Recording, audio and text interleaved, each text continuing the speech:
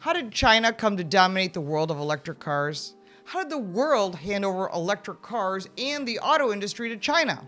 Well, your first thoughts are obvious. It's because China offers lithium batteries for electric cars at lower costs.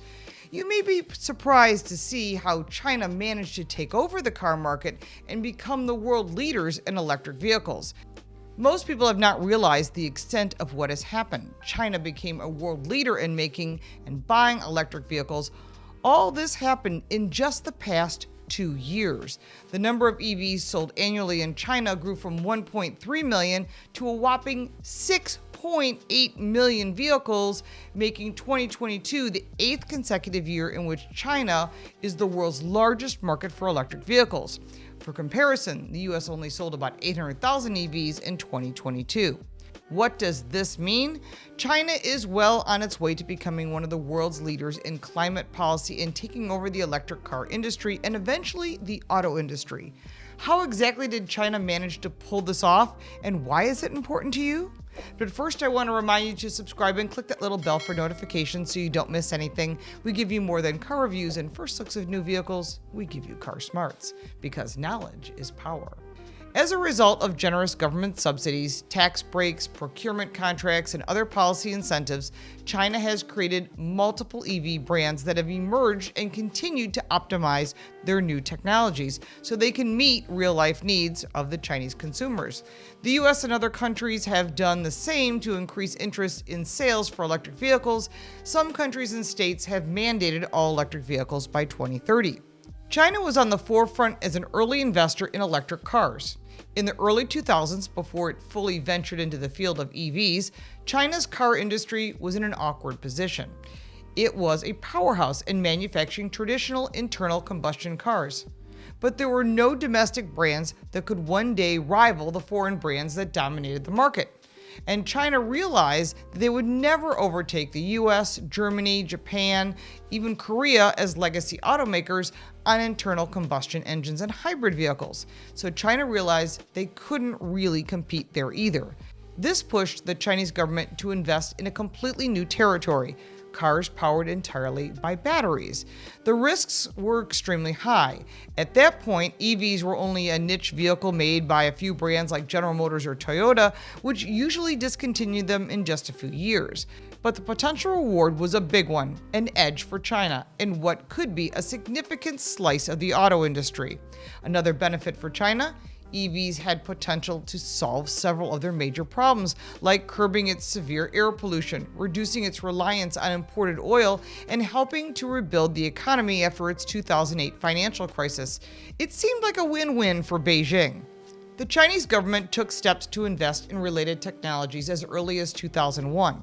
That year, EV technology was introduced as a priority science research project in China's 5-year plan, the country's highest-level economic blueprint. In 2007, the industry got a significant boost when Wan Gang, an auto engineer who worked for Audi in Germany for a decade, became China's Ministry of Science and Technology. Wan had been a big fan of EVs and tested Tesla's first EV model, the Roadster, in 2008.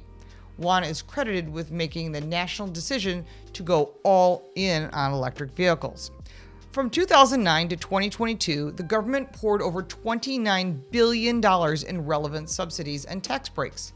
The subsidy policy officially ended at the end of last year and was replaced by a more market-oriented system called dual credits. It had already had its intended effect. The more than 6 million EVs sold in China, and in 2022 accounts for over half of the global EV sales. The most important part of the electric vehicle is the battery cells, which can make up to 40% of the cost of the vehicle. China has also had one key advantage in battery manufacturing: it controls all the necessary materials. Securing mines globally was a critical part of this plan, and that has brought the Chinese EV battery companies as leaders in the industry. 70% of the critical materials like cobalt, nickel, sulfate, lithium hydroxide, and graphite, amongst many others, are controlled by China. They have the ultimate control of the sector, which China has clearly pursued for years, well before other companies even figured that they would somehow need some of these rare materials that are very important. Chinese-made EV batteries are not only available at a discount, but also are available in much higher quantities because the manufacturing capacity has been built out of China. The result is there are a slew of Chinese-built vehicles, including BYD, CAIC GM Wuling, Geely, NIO, XPeng, Li Auto, and many other startups. Chinese EV companies feel they have a chance to expand outside of China and become global brands. Some of them have already entered into the European marketplace and even considering coming to the US.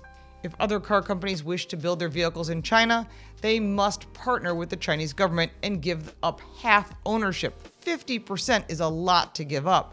And this gives China access to more technology, and these companies use the batteries, and that includes Tesla.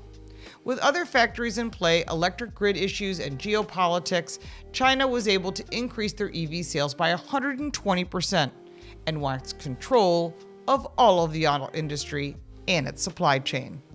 If you got value from this video, give it a like and subscribe for more videos like this one. If you have any questions or comments, because I'm sure you're going to have them, I'll be happy to answer them. You can support me by buying me a cup of coffee. The link is in the description, plus all the links for our website, social media, book, and podcast. I'm Lauren Fix. Thank you so much for watching.